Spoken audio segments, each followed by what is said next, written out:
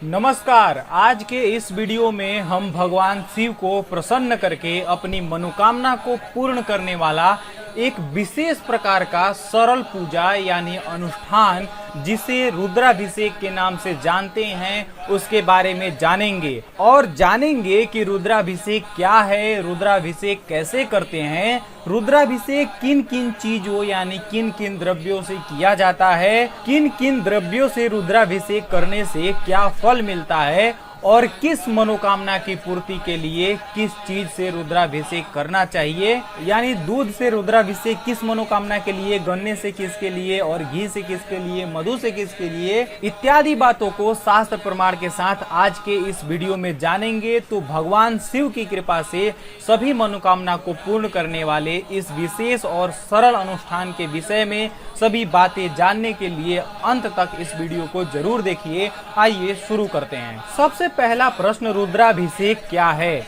रुद्राभिषेक यह दो शब्दों से मिलकर बना है, रुद्र और अभिषेक। रुद्र यानी कि भगवान शिव का यह नाम है रुद्र, और अभिषेक यानी कि अभिसिंचित करना, उन्हें सिंचित करना, यानी कि रुद्र को अभिसिंचित करने वाला कार्य, रुद्र को अभिसिंचित करने वाला पूजा अनुष्ठान जिसे हम रुद्राभिषेक कहते हैं। इस पूजा में भगवान शिव के ऊपर जल चढ़ाया जाता है, भगवान शिव के ऊपर दूध चढ़ाया जाता है।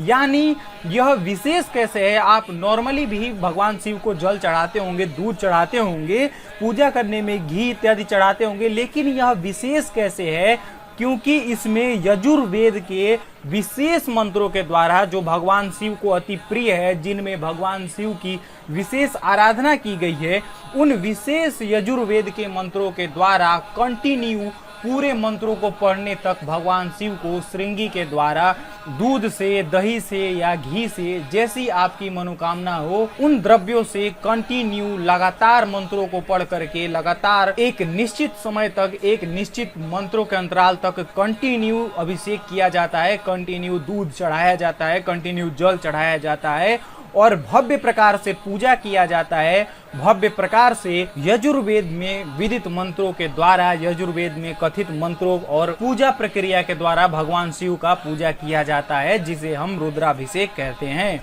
अब दूसरा प्रश्न कि रुद्राभिषेक कैसे करते हैं। रुद्राभिषेक करने के लिए पहले खुद को पवित्र कर लेते हैं और खुद को पवित्र करने के बाद भगवान शिव का षोडशोपचार पूजन करते हैं, विशेष मंत्रों से आराधना करते हैं। उसके बाद श्रृंगी से दूध से स्नान कराते हुए संपूर्ण रुद्री का पाठ करते हैं, यानी यजुर्वेद के उन विशेष मंत्रों का पाठ करते हैं जो भगवान शिव को अत्यंत प्रिय है। यदि आप रुद्राभिषेक कराना चाहते हैं तो किसी ब्राह्मण को, किसी वैदिक ब्राह्मण को अपने घर पे बुलाइए और वो सभी प्रक्रियाओं के साथ आपका रुद्राभिषेक करा देंगे। और यदि आपके इलाके में सुगमता से पंडित जी उपलब्ध नहीं है तो आप हमारे द्वारा भी काशी के ब्राह्मणों को बुला करके अपने घर पे या यहाँ काशी में रुद्राभिषेक करा सकते हैं। आइए बढ़ते हैं अगले प्रश्न के ऊपर, किन किन द्रव्यों से रुद्राभिषेक किया जाता है, यानी किन किन चीजों से भगवान शिव का रुद्राभिषेक किया जाता है, भगवान शिव का स्नान कराया जाता है, पूजा किया जाता है।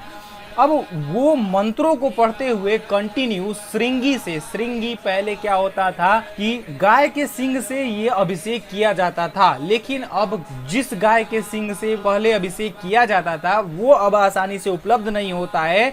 तो बाजार में पीतल के श्रृंगी उपलब्ध हैं जो कि गाय के सिंह के आकृति के होते हैं, उसमें दूध डाल करके या घी डाल करके या शहद डाल करके जिस उद्देश्य से आप रुद्राभिषेक कर रहे हैं उस उद्देश्य से जनित द्रव्य को डाल करके मंत्रों को पढ़ते हुए भगवान शिव का स्नान कराते हैं। तो उस श्रृंगी में क्या क्या द्रव्य डालना चाहिए, किन किन द्रव्य से आप भगवान का अभिषेक करा सकते हैं उसे जानते हैं।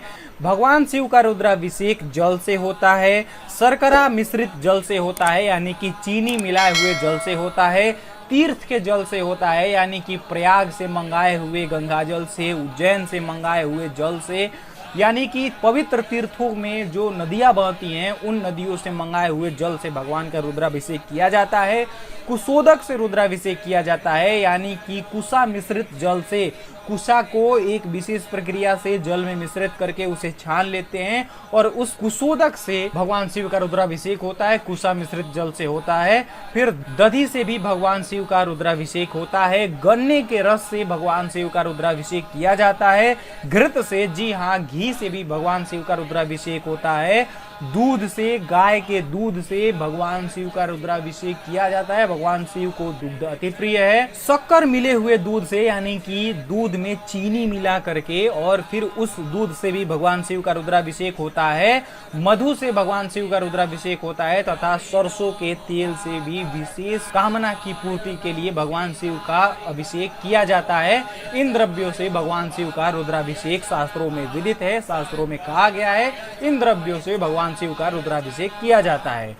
आइए अब अगले प्रश्न की ओर बढ़ते हैं। अगला प्रश्न है, किस द्रव्य से रुद्राभिषेक करने पर क्या फल मिलता है, यानी क्या फल की प्राप्ति के लिए किस द्रव्य से रुद्राभिषेक करना चाहिए। सामान्यतया दूध या जल से रुद्राभिषेक किया जाता है। अधिकतम दूध या जल से रुद्राभिषेक करते हुए आप देखेंगे, लेकिन आप जिस उद्देश्य की पूर्ति के लिए भगवान शिव से जो मांगना चाहते हैं, जिस इच्छा की पूर्ति चाहते हैं, उसके अकॉर्डिंग शास्त्रों में उसके अनुसार चीजें बताई गई हैं। द्रव्यों को बताया गया है कि यदि आप इस उद्देश्य से रुद्राभिषेक कर रहे हैं, यदि आप धन के प्राप्ति के लिए कर रहे हैं तो इस द्रव्य से करिए, यदि आप बुद्धि की प्राप्ति के लिए कर रहे हैं तो इस द्रव्य से कीजिए। इस प्रकार से बताया गया है।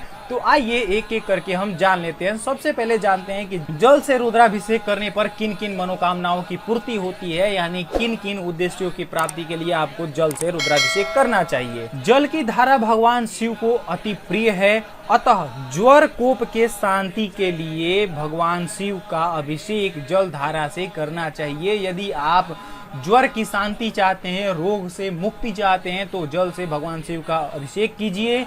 जल से रुद्राभिषेक करने पर वृष्टि होती है। जी हाँ, यदि आप बारिश की कामना कर रहे हैं, आप किसान हैं, आप चाहते हैं कि आपके इलाके में बारिश हो, विलंब हो रहा है, भगवान शिव से बारिश के लिए प्रार्थना करना चाहते हैं, उसके लिए रुद्राभिषेक करना चाहते हैं, तो जल से रुद्राभिषेक करिए।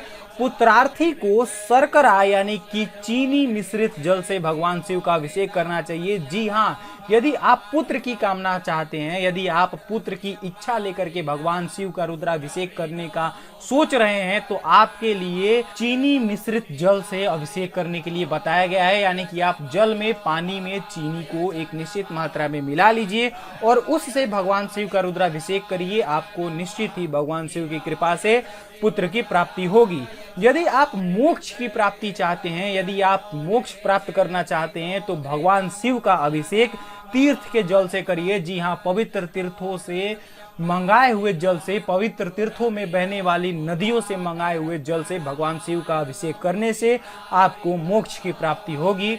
इस प्रकार से शास्त्रों में रुद्राभिषेक के लिए जल का प्रयोग बताया गया है। अब आइए बात कर लेते हैं कुशोदक की। जी हाँ, कुशा मिश्रित जल से यदि आप व्याधि की शांति चाहते हैं, रोग की शांति चाहते हैं, शरीर जनित कष्ट का निवारण चाहते हैं और इसके लिए आप रुद्राभिषेक करना चाहते हैं, तो आप कुशोदक से भगवान शिव का अभिषेक कीजिए।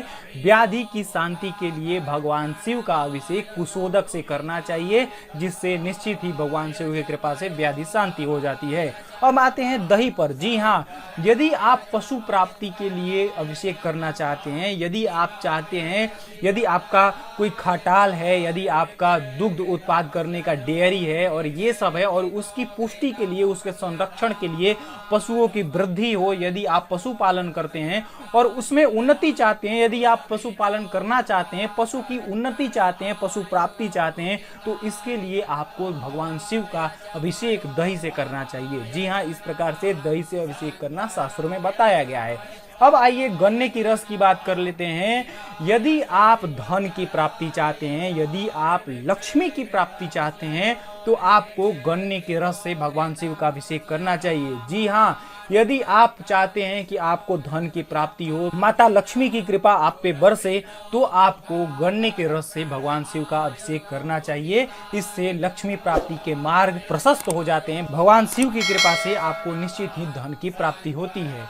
घृत, जी हाँ, घी से अभिषेक किन उद्देश्यों की प्राप्ति के लिए करें ये हम जान लेते हैं। धन की प्राप्ति के लिए मधु तथा घृत से अभिषेक किया जाता है। जी हाँ, यदि आप लक्ष्मी की प्राप्ति चाहते हैं तो सबसे पहले तो आप गन्ने के रस से करिए, उत्तम होगा। लेकिन आप धन की प्राप्ति के लिए मधु और घृत को भी धन की प्राप्ति के लिए बताया गया है, यानी कि आप धन की प्राप्ति चाहते हैं तो मधु और घृत से भी भगवान शिव का रुद्राभिषेक कर सकते हैं, ऐसा शास्त्रों में बताया गया है। 1000 मंत्रों सहित घृत की धारा से रुद्राभिषेक करने पर वंश का विस्तार होता है, इसमें संशय नहीं है। जी हाँ, ऐसा शास्त्र वचन मिलता है, यानी कि आप यदि अपने वंश का विस्तार चाहते हैं, पुत्र की कामना चाहते हैं, आप पुत्रों की वृद्धि चाहते हैं कि एकाधिक पुत्र आपको हो, आप अपने वंश की उन्नति चाहते हैं, तो आपको 1000 मंत्रों सहित घृत की धारा से भगवान शिव का अभिषेक करना चाहिए। आगे बताते हैं कि आरोग्य की इच्छा रखने वाले व्यक्ति भी घृत से भगवान शिव का अभिषेक करें।